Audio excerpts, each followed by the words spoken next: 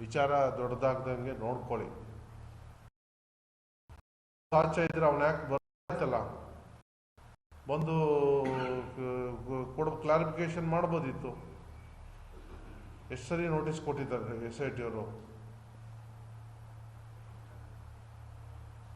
ಇವೆಲ್ಲ ಒಳ್ಳೆಯದೆಲ್ಲ. ಜನ ಬುದ್ಧಿವಂತರಾಗಿದ್ದಾರೆ, ಜನರಿಗೂ ತಿಳುವಳಿಕೆ ಇದೆ. ಯಾರನ್ನು ನೀವು ಮೂರ್ಖರು ಅನ್ಕೊಳ್ಳುವಂಥದ್ದನ್ನು ಬಿಡಬೇಕು.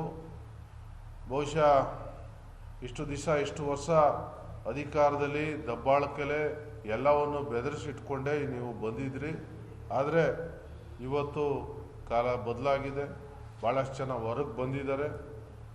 ಕುಮಾರಸ್ವಾಮಿಯಿಂದ ದೌರ್ಜನ್ಯಕ್ಕೆ ಒಳಗಾದ ಹೆಣ್ಣುಮಕ್ಕಳು ಸಂತ್ರಸ್ತೆಯರು ಈಚೆ ಬಂದು ದೂರು ಕೊಡುವ ಕಾಲ ಭಾಳ ಹತ್ರ ಆಗ್ತಾಯಿದೆ.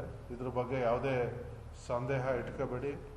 ಯಾವತ್ತು ಎನಿ ಟೈಮ್ ಬಂದು ಅವರಿಂದ ಅನ್ಯಾಯಕ್ಕೊಳಪಟ್ಟವರು ಕೂಡ ನಾಳೆ ದೂರು ಕೊಟ್ಟು ಕುಮಾರಸ್ವಾಮಿಯವರು ಇದೇ ಪರಿಸ್ಥಿತಿಯನ್ನು ಎದುರಿಸುವಂಥ ಕಾಲ ಕೂಡ ಹತ್ರ ಬರ್ತದೆ ಅಂತ ನಾನು ಭಾವಿಸ್ತೀನಿ.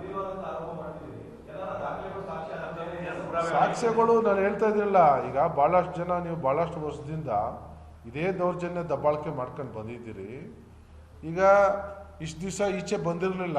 ಇವ್ರ ಪೆನ್ ಡ್ರೈವ್ ಈಚೆ ಬರೋವರೆಗೂ ಯಾರು ಬಂದು ಇವ್ರ ಬಗ್ಗೆ ದೂರ ಕೊಡ್ತಾ ಇರಲಿಲ್ಲ. ಯಾರು ಕೊಟ್ಟಿದ್ದೀರಾ?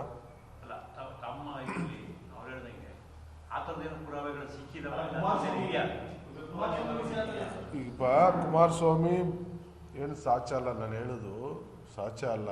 ಭಾಳಷ್ಟು ಇಂಥ ದೌರ್ಜನ್ಯಗಳನ್ನ ಮಾಡಿರೋದು ನಾವು ಕೇಳ್ಪಟ್ಟಿದ್ದೀವಿ. ಲೈಂಗಿಕ ದೌರ್ಜನ್ಯನೇ ಮಾಡಿದಾರಲ್ಲ, ನಿಮ್ಮ ಕಣ್ಣು ಮುಂದೆನೇ ಇದೆಯಲ್ಲ. ಕುಮಾರಸ್ವಾಮಿನೇ ಮಾಡಿರೋದು. ರಾಧಿಕಾ ಪಾಪ ಏನು ಈಗ ಅವ್ರೇನು ಸ್ವಂತ ಹೆಂಡತಿ ಅಂತ ಟ್ರೀಟ್ ಮಾಡ್ತಾವ್ರ? ದೌರ್ಜನ್ಯ ತಾನೇ ಅದು.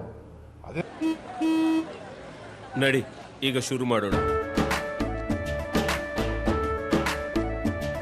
ಕೇಸರಿಯಿಂದ ಮನೋಲ್ಲಾಸ ಮನಸ್ಸು ಮತ್ತೇರಿ ಕುಣಿದಾಡಿದೆ ನೋಡು, ಮನಸ್ಸು ಮತ್ತೇರಿ ಕುಣಿದಾಡಿದೆ ನೋಡು.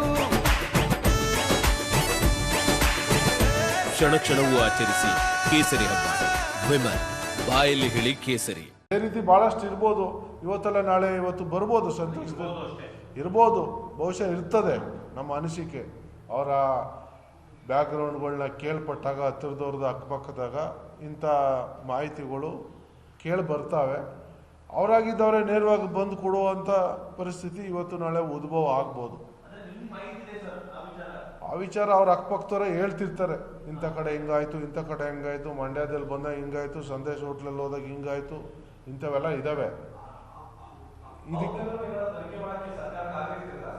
ಈಗ ಯಾರಾದ್ರೂ ಸಂತ್ರಸ್ತೆಯರು ದೂರು ಕೊಟ್ಟಾಗ ಮುಲಾಜಿಲ್ಲದೆ ತನಿಖೆ ಮಾಡ್ತಾರೆ ಸರ್ಕಾರ ಜವಾಬ್ದಾರಿ ಅದು.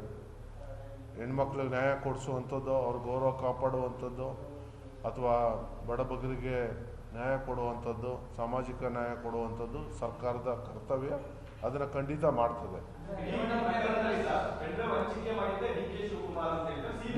ನೋಡ್ರಿ, ಈಗ ಈ CBI ಕೊಡುವಂಥದ್ದು ಯಾವಾಗ ಇಲ್ಲಿ ತನಿಖೆ ಆಗದೆ ಇದ್ದಾಗ, ಇಲ್ಲಿ ಸಮರ್ಥವಾದ ಅಧಿಕಾರಿಗಳು ಇಲ್ಲದೆ ಇದ್ದಾಗ CBIಗೆ ಇನ್ನೊಂದು ಮತ್ತೊಂದಕ್ಕೆ ಕೊಡುವಂಥದ್ದು ಇರ್ತದೆ. ಬಟ್ ತನಿಖೆ ಈಗಷ್ಟೇ ಪ್ರಾರಂಭ ಆಗಿದೆ. ತನಿಖೆ ಮುಂದೆ ನಿಮ್ಮ ಯಾರು ಈಗ ಅದಕ್ಕೆ ಸಿಗಾಕೊಂಡಿದ್ದಾರೆ ಮೂಲ